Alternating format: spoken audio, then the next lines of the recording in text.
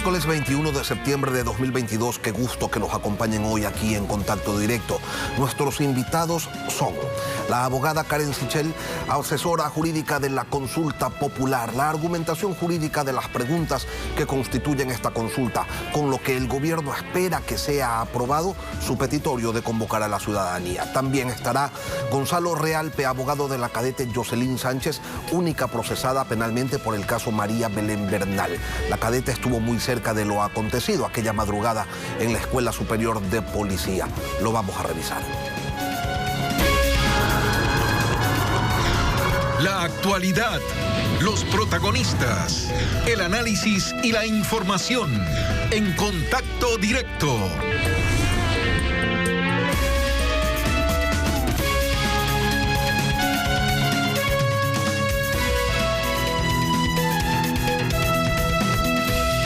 ¿Cuáles son los fundamentos jurídicos que tienen las preguntas que propone el presidente de la República para su consulta popular? ¿Podrán superar el examen de una Corte Constitucional garantista? ¿O habrá quemado el gobierno una oportunidad de hacer cambios importantes por haber escogido una vía no adecuada? Lo vamos a analizar con la abogada Karen Sichel, una de las personas que asesoró jurídicamente en la construcción de esta consulta. Buenos días, abogada. Bienvenida a Contacto Directo. Buenos días, Lenin. Gracias por la invitación. Empecemos con la pregunta que refiere al apoyo complementario de Fuerzas Armadas a las labores de la Policía Nacional de Combate al Crimen Organizado. ¿Por qué, si los instrumentos interamericanos señalan que no es pertinente el trabajo de Fuerzas Armadas en labores de seguridad pública, el gobierno se arriesga a la posibilidad de que le digan que no, que eso es inconstitucional? A mí me parece importante entender realmente lo que ha dicho la Corte Interamericana de Derechos Humanos y también la Corte Constitucional.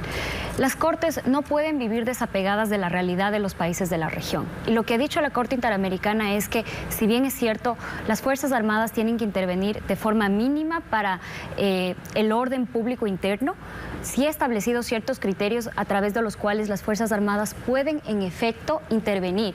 Y es precisamente esos estándares que ha fijado la Corte Interamericana que recoge la propuesta. En primer lugar, la propuesta dice que las Fuerzas Armadas pueden complementar a la Policía Nacional solamente en temas de crimen organizado. Eso es muy importante, porque el crimen organizado es un concepto que tiene una definición internacional inclusive y también en la legislación ecuatoriana. ¿Pero eso qué significa? Que las Fuerzas Armadas solamente van a intervenir respecto de estas bandas estructurales, bandas criminales que se encuentran ya establecidas y son estructuras criminales en el Ecuador que delinquen. Entonces, no es que las Fuerzas Armadas van a tener un contacto directo, digamos, con los ciudadanos, sino realmente van a ayudar a desmantelar estas organizaciones criminales. Muchos señalan, dicen que Fuerzas Armadas podrían intervenir sin la necesidad de que se declare, de que se decrete un estado de excepción. ¿Por qué es tan importante esta declaratoria a criterio de abogados que señalan que se tiene que respetar ese convencionalismo interamericano? Sí, es precisamente ese es el cambio importante que hace la propuesta. Actualmente las Fuerzas Armadas pueden complementar el trabajo de la Policía Nacional, pero previo estado de excepción. Y el estado de excepción tiene un efecto que es la suspensión de los derechos de los ecuatorianos. Es por eso que esta propuesta es realmente garantista de los derechos de los ecuatorianos, porque prevé un mecanismo ordinario de intervención de las Fuerzas Armadas sin necesidad de suspender los derechos de los ecuatorianos. Con la pregunta que propone la extradición a quienes cometan crímenes transnacionales, se está planteando efectivamente una restricción de derechos. Y es que los derechos sí pueden ser restringidos. Por ejemplo, los sentenciados por corrupción no pueden volver a ser candidatos, se restringe su derecho de participación. ¿Por qué sostienen ustedes que la vía de la enmienda en esta pregunta es la adecuada, cuando otros señalan que debería haber allí una asamblea constituyente? Sí, usted lo ha dicho muy bien. El límite que tiene la enmienda es la restricción de derechos. Y la restricción de derechos está regulada por jurisprudencia de la Corte Constitucional y significa la limitación injustificada a un derecho. Es por eso que el Ejecutivo ha tomado las medidas para decirle a la Corte que esta limitación es justificada. O sea, nos hemos basado principalmente en información respecto del crimen organizado transnacional y evidencia comparada que demuestra que la extradición es un mecanismo eficiente de cooperación internacional para luchar contra el crimen organizado transnacional. ¿Por qué? Porque el crimen organizado transnacional excede las fronteras y por lo tanto los estados necesitan también establecer mecanismos de cooperación de justicia para luchar contra un mal que es más grande que los estados. ¿Podrían decirle que el Ecuador tiene una tradición de no extraditar a sus connacionales que se remonta a la Constitución de 1946? Sí, pero las constituciones reconocen tradiciones que necesitan cambios y es precisamente el espíritu de esta enmienda ha sido reconocer y fortalecer a las instituciones. Las preguntas 4, 5 y 6 tienen que ver precisamente con el fortalecimiento de la democracia, pero cambiando y alterando temas que requieren ir cambiando en el tiempo, como es el tema del crimen organizado transnacional, que en la región ha incrementado tanto, particularmente después del COVID, que requieren precisamente que los estados estamos obligados, las autoridades y los gobiernos, a tomar medidas para luchar contra esto. ¿Por qué consideran ustedes que la Fiscalía observa a la pregunta que refiere a su autonomía, pero creando un ente de control? Sí, precisamente nosotros al elaborarlas y elegir las 8 preguntas de enmienda constitucional receptamos propuestas de la ciudadanía y también observaciones de las instituciones públicas. En este proceso se incluyó a la Fiscal General del Estado. Sin embargo, una vez que receptábamos las propuestas, todo pasaba por un proceso técnico independientemente del proponente. Y en este caso, la fiscal tiene una objeción respecto del Consejo Fiscal, que es respetable, pero del análisis que nosotros hemos hecho, el sistema interamericano establece que los fiscales son operadores de justicia. Y el problema que nosotros identificamos es que actualmente los procesos de selección, evaluación y sanción los hace un órgano administrativo, que es el Consejo de la Judicatura. Entonces nosotros no podíamos haber identificado ese problema y dejar que una unidad administrativa de la Fiscalía se encargue de hacer lo mismo. Es por eso que lo único que hace el Consejo Fiscal es profesionalizar la Fiscalía General del Estado a través de miembros que cumplan al menos los mismos requisitos que un fiscal. Y generar una autonomía controlada. Así es.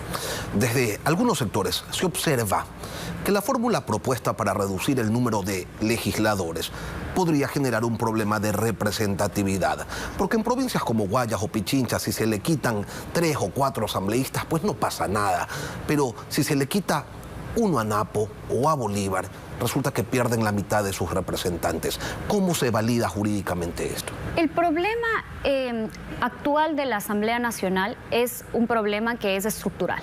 Y la Asamblea plantea varias soluciones a la Asamblea Nacional, no solamente la reducción de los asambleístas. Está la facultad que tiene ahora para designar autoridades y también y particularmente la pregunta de los movimientos políticos, que es una pregunta para mejorar la calidad de la democracia. Entonces, una vez que estas 3 preguntas se tienen que ver en conjunto, la reducción de asambleístas lo que busca es optimizar la representatividad. Es necesario entender que el tema de la conformación de la legislatura no es un tema de números, no es decir, antes tenían 3 y ahora tienen 1. La propuesta hace un análisis de proporcionalidad en función del porcentaje de representación. Y lo que nosotros hemos observado es que existe un problema actual con la conformación de la Asamblea, porque al constituyente de Montecristi, por ejemplo, se le ocurrió que tenían que existir 15 escaños de asambleístas nacionales. No sabemos por qué. 6 de circunscripción del exterior. Tampoco sabemos por qué. Entonces, lo que ha hecho la propuesta es realmente reconfigurar el órgano administrativo basándonos en evidencia comparada, empírica, que busca guiar a los países sobre cómo tienen que conformarse los parlamentos, y lo que nos dice la evidencia es que tienen que mejorar la proporcionalidad, y eso es lo que ha hecho la enmienda, fortaleciendo los liderazgos nacionales. Y por eso es que tampoco la reducción es sustancial. Precisamente porque, nuevamente, la calidad del legislativo no se mide tanto por el número. Nosotros hemos acogido el clamor ciudadano y la propuesta reduce sin duda el número de asambleístas, pero lo más importante de la propuesta es que mejora la representatividad, aumentando y fortaleciendo los liderazgos nacionales y manteniendo la representatividad territorial en proporción de la población. Hablemos de la reducción de organizaciones políticas a través del requerimiento de un porcentaje que hoy ya está determinado en el Código de la Democracia y sencillamente no se lo cumple. ¿Qué es lo que se busca entonces? ¿Que en lugar de irrespetar la ley se irrespete la Constitución? No, esa es un entendimiento erróneo de la propuesta. Actualmente el Código de la Democracia solamente prevé el control del Consejo Nacional respecto de los adherentes permanentes. Entonces, como usted sabe, tenemos movimientos políticos, y los movimientos políticos, de acuerdo a la Constitución, y esto es un problema constitucional, se conforman por los que se conoce como adherentes o simpatizantes. Estos adherentes no tienen un control del Consejo Nacional Electoral. El control solo cabe respecto de los adherentes permanentes. Y estos adherentes permanentes son el 10% del 1.5%. Entonces, ¿qué quiero decir con esto? Desde el constituyente de Montecristi se preveyó que los movimientos políticos tenían que ser conformados por personas que realmente no tenían vinculación no tienen vinculación al movimiento político. Le comento algo, ni siquiera tienen que coincidir con los valores ideológicos ni siquiera conocer los valores ideológicos del movimiento al que son parte. Y es esta distinción que nace de la Constitución, que se recoge en el Código de la Democracia, lo que hace que realmente no exista un control, no es un problema legal, es un problema estructural. Y además el control se da únicamente en el momento de la constitución de la organización política y nunca más en la historia de esa organización. La propuesta hace algo que es inmediato, que por ejemplo ya no se van a utilizar las firmas y no se va a permitir a estos escándalos de corrupción sobre la validación de firmas. Establece un sistema biométrico y también ordena al Consejo Nacional Electoral que se cree una plataforma electrónica en donde los ciudadanos puedan verificar si es que son o no son afiliados. Y esto es muy importante porque el control no lo va a hacer solamente el Consejo Nacional Electoral, sino sobre todo lo va a hacer la ciudadanía. Es una reforma que cambia la categoría de los miembros, vinculándolos con responsabilidad y preveyendo que estas personas realmente se formen en una organización política y sean exclusivas. Quitarle la facultad de designar autoridades al Consejo de Participación Ciudadana y Control Social tiene sentido, tiene mucho sentido. Lo que no se entiende es que se esconda en los anexos una reforma a la conformación de ese Consejo de Participación Ciudadana, que ya no sería por elección popular, sino designados por la Asamblea Nacional de una lista de 18 integrantes que elabore la Fiscalía. ¿Por qué se plantea todo esto en una sola pregunta y no en dos? Sí, yo no estoy de acuerdo con decir que se esconde, porque la misma pregunta lo dice claramente y está incluida en la pregunta. ¿Por qué se lo incluye? Porque están vinculadas. Imagínese si nosotros separamos las dos preguntas y por alguna razón pasa la pregunta que la forma de configuración del Consejo de Participación Ciudadana se cambie, pero el Consejo de Participación Ciudadana retiene la facultad de designar autoridades. Entonces volvemos al problema anterior que teníamos antes de las enmiendas que fueron propuestas en el 2018, en donde un órgano que designa 77 autoridades no tiene legitimidad democrática. Es por eso que la vinculación es tal que creemos que es una excepción al criterio de la Corte de que las preguntas no pueden ser compuestas. Los temas ambientales que refieren al subsistema de aguas y a las compensaciones por servicios ambientales, ¿por qué deben constar en la Constitución y no ser implementados de manera efectiva a través de una reforma legal, de reglamentos o de un decreto? Porque la Constitución en el artículo 405 prevé cuáles son los subsistemas de protección de las áreas protegidas. Entonces, cuando la Constitución enumera taxativamente algo, las excepciones solamente pueden estar en la Constitución. Y actualmente no existe un subsistema de área de protecciones hídricas. Por eso, una ley que cree un subsistema sería inconstitucional incluso por el financiamiento de estos subsistemas. Lo que hace la enmienda es tomar los derechos de la Constitución de Montecristi y establecer una estructura realmente eficaz, estatal, para proteger el agua. Es lo que hace. No está aumentando derechos, la Constitución es muy garantista en derechos, sino que se está preveyendo garantías para que esos derechos se hagan efectivos y realmente se proteja el agua.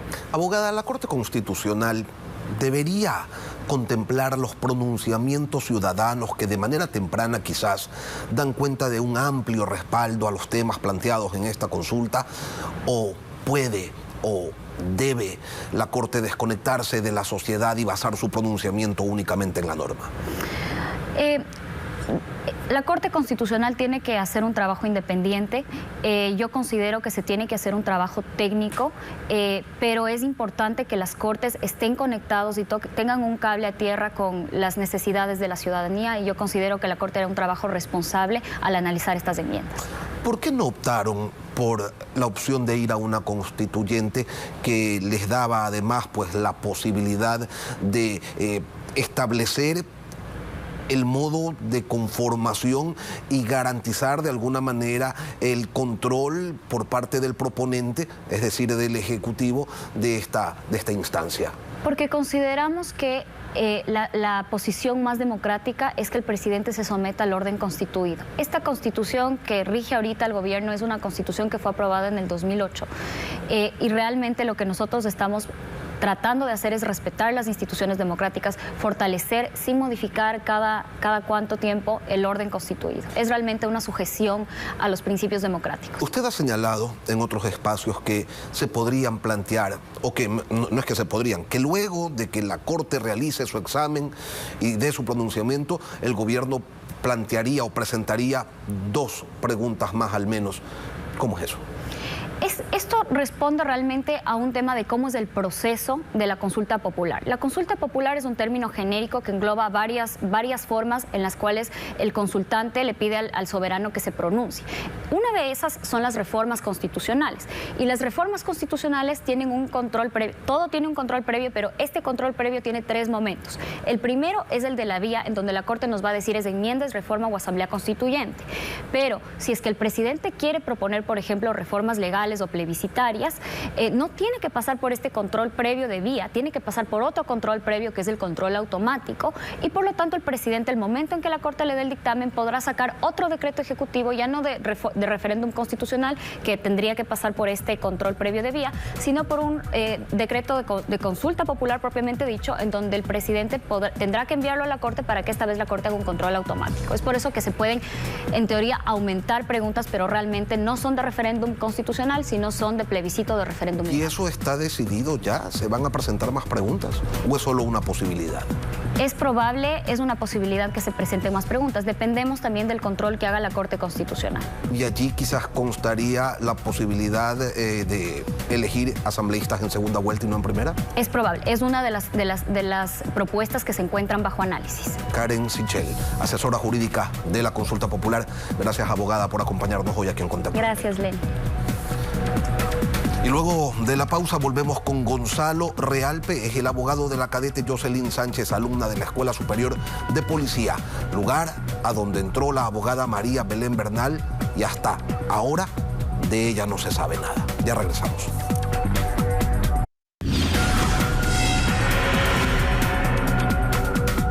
Jocelyn Sánchez es una cadete que se formaba en la Escuela Superior de Policía Alberto Enríquez Gallo, a donde llegó María Belén Bernal la madrugada del domingo 11 de septiembre y de donde desapareció hace 11 días.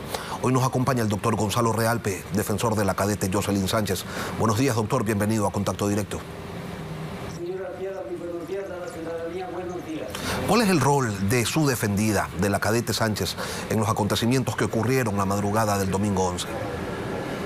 Bueno, primero quiero aclarar lo manifestado por el doctor Diego Ordóñez, secretario de Seguridad, quien manifestó que todos estos hechos, todas estas investigaciones de este lamentable hecho son reservadas. Y ya no son reservadas. A partir del día sábado 17 de septiembre del 2022, en que se formuló cargo, se dio inicio a la instrucción fiscal, es decir, a la primera etapa de un proceso penal, y ya no son reservadas. Todo lo que la opinión pública, todo lo que los periodistas difundan, todo lo que yo informe en esta entrevista o en otros medios de comunicación ya son públicas, es decir, que los ciudadanos pueden tener acceso tranquilamente al proceso penal que se viene realizando. El rol de su defendida. En cuanto a su pregunta, en cuanto a la pregunta de mi defendida, la cadete Jocelyn Sánchez estuvo la noche de los hechos, de los acontecimientos.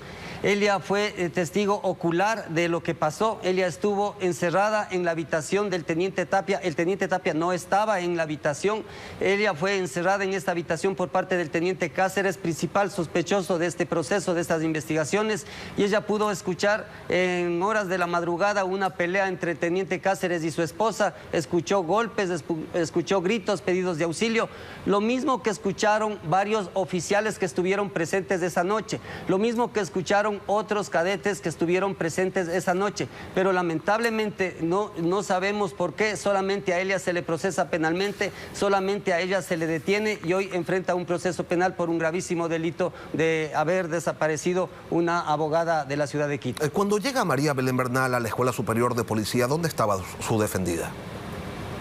Ella estaba caminando, justamente llegando a la habitación del teniente Cáceres, estaban conversando, venían de una reunión social, de una comida que hicieron fuera de la policía. Quiero aclarar también, en ningún momento se habla de que han estado bebiendo, tomando al interior de la Escuela Superior de Policía. Esto no fue así. Ellos tuvieron una comida en una casa de un cadete, venían de esta reunión social, de un almuerzo donde tomaron cerveza. Ellos estaban llegando, primero llegó el teniente Cáceres a la guardia, luego el momento en que ella ingresa, el teniente le dice: acompáñame, vamos conversando, te acompaño hasta tu habitación, pero le lleva primero a la habitación del teniente Cáceres. En ese preciso momento que están en la puerta de la habitación del teniente Cáceres, recibe una llamada me imagino de un oficial o de un compañero policía en la garita, y le dice: mi teniente, este momento acaba de llegar su esposa, está yendo para su dormitorio. Inmediatamente el teniente Cáceres le dice que se esconda, que ingrese al dormitorio del teniente Tapia, con el fin justamente de prevenir cualquier discusión, y le dice: no te metas en nada, no salgas para nada de este dormitorio. Y luego de unos pocos minutos empieza ella a escuchar todo lo que han escuchado diferentes oficiales, es decir, una agresión, un ataque por parte del teniente Cárdenas a su esposa. ¿Su defendida tenía una relación sentimental con el teniente Cáceres? No, definitivamente quiero ser enfático en decir que no ha existido jamás una relación sentimental. Lo que hubo, y de eso se basan la prensa o inclusive la policía, en que en esa comida, como estaban tomando y estaban comiendo, el teniente Cáceres empezó a hacerle coqueteos, a hacerle algunos halagos a la cadete Jocelyn Sánchez, y de ahí nace que aparentemente hubo relación. Jamás no tuvieron ninguna relación. Ellos eran amigos, compañeros de trabajo, y lógicamente él era un superior, jerárquicamente superior a la cadete. Si la cadete Sánchez estaba en una habitación contigo, entonces escuchó todo lo que ocurrió. ¿Qué escuchó? Bueno, ella me manifiesta en su versión rendida en la fiscalía, y me ha comentado a mí que ella inicialmente escuchó los reclamos que le hacía la esposa al teniente Cáceres, que por qué estás borracho, que por qué has tomado, por qué no me contestaste el teléfono toda la tarde, dónde estuviste, y empieza a escuchar chirlazos, golpes, insultos mutuamente, y empieza a oír golpes que se daban contra el suelo, portazos, dice ella, y luego de aproximadamente 20 minutos un silencio total. Es decir, parece que terminó la pelea con un desenlace grave, porque ya no volvió a escuchar absolutamente nada, y hasta ese momento ella no sabe más, hasta el momento en que indica que se dio un silencio total. Luego manifiesta que escuchó solamente pasos subir y bajar las gradas, y absolutamente nada más. Hasta ahí es la participación de ella como testigo, porque ella escuchó todos estos hechos. ¿En qué momento Cáceres le pide a su defendida que borre los chats que tenían en común? Ya, es verdad, es otro de los elementos supuestos que Fiscalía utiliza para formularle cargos y para tenerle presa a la cadete Sánchez. Al otro día, es decir, ya en horas de la tarde del día domingo, le dice el teniente Sánchez: mira, yo no quiero tener problemas malos entendidos, por favor, bórrame los chats. Los chats no tienen nada que ver con el proceso que se está investigando, con el delito que se está investigando. Esos chats son conversaciones como amigos, como compañeros del trabajo, bromas que se hacían entre ellos. Inclusive hay una foto de que le había mandado el teniente, porque momentos antes se había caído en la moto al acercarse al cuartel policial, como estaba tomado, se había caído en la moto, se había golpeado el brazo, y hay una fotografía que le indica que está golpeado el brazo. No hay nada, ninguno de esos chats tiene que ver con la investigación, con el delito que se viene investigando. Es solamente cosas personales, entre amigos, entre compañeros del trabajo. En la opinión pública, doctor, muchos se preguntan por qué la cadete no actuó, por qué no acudió a un superior, por qué no hizo nada. Bueno, fácilmente entendible. Manifiesto que el teniente, antes de encerrarle en el dormitorio contiguo, le dio la orden y le manifestó: no salgas absolutamente para nada, quédate aquí hasta que yo te abra la puerta. Además, Mire, la cadete es mujer, la cadete está encerrada y escuchando a un agresor que a su propia cónyuge, a quien se le debe dar protección, amor, cariño, a su propia cónyuge, le está agrediendo salvajemente. ¿Cómo no se le va a haber intimidado a ella? ¿Cómo no va a haber cogido ese momento temor a decir algo, a denunciar? Pero quienes sí tenían la obligación jurídica de denunciar, quienes tenían la obligación jurídica de romper la puerta de ese dormitorio e ingresar a defenderle, a auxiliarle a la mujer que venía siendo agredida, eran los otros oficiales quienes sí estaban afuera y ellos escucharon de igual claramente todas estas agresiones. Se dice que la cadete tenía la obligación de denunciar. No, la cadete Jocelyn Sánchez es una civil más. Ella es aspirante a policía. Ella es una estudiante para aspirante a policía. Quienes tienen la obligación jurídica de intervenir cuando se está cometiendo una infracción, de ayudar a las víctimas de una infracción, son los policías. Es decir, de subteniente hasta general. Doctor, en servicio activo. ¿Su defendida es un chivo expiatorio? Exactamente. ¿De quién? Esa es la teoría. Esa es la teoría. Mire, el ministro del Interior el día lunes da una entrevista al jefe máximo de la Policía Nacional y reconoce y dice, la Policía Nacional es machista. Creemos nosotros que ella está injustamente detenida por ser mujer, por ser, ella es el lado más débil de la cuerda, se está rompiendo la cuerda por el lado más débil. Ella es chivo expiatorio de la Policía Nacional, porque están desesperados. Mire usted, el ministro del Interior el día de ayer manifestó que si en 30 días no dan con el paradero de la desaparecida, de la abogada Verdal, o no le detienen al agresor, al teniente Cáceres, renuncia él y toda la cúpula de los generales. Doctor es decir, es la desesperación de la policía de dar con el paradero de algún responsable en este delito. ¿La policía está protegiendo a Cáceres? No creo que esté protegiendo a Cáceres, pero ellos no saben qué hacer por el error, por el gravísimo error que cometieron, que cuando la policía el día lunes en la tarde y en la noche ya conocieron perfectamente todos los hechos cómo se dieron, ya conocieron que había una desaparecida, la Policía Nacional ya conoció que existió una mujer agredida, no hicieron absolutamente nada, porque inclusive el teniente se da el lujo de ir el día martes 13 de septiembre a declarar a la Fiscalía, declara inventándose un montón de mentiras, un montón de cosas. Luego regresa al recinto policial a despedirse de algunos de sus compañeros y sale por la puerta grande de la Escuela Superior de Policía, inclusive acompañado con otro policía más, sale y no se lo vuelve a ver más. Ese error es el que le tiene desesperado a la Policía Nacional. No saben cómo solucionarlo, de tal manera que yo no creo que le está la policía encubriéndole al teniente Cáceres. Gonzalo Realpe. Están buscando la forma de solucionar, de dar una respuesta a la opinión pública por este escandaloso hecho. Doctor Gonzalo Realpe, abogado de Jocelyn Sánchez, gracias por acompañarnos hoy aquí en Contacto Directo. Gracias, señor periodista, señor Artieda. Y aquí terminan las entrevistas, pero las noticias continúan en Televistazo, en La Comunidad. Que tengan todos un buen día.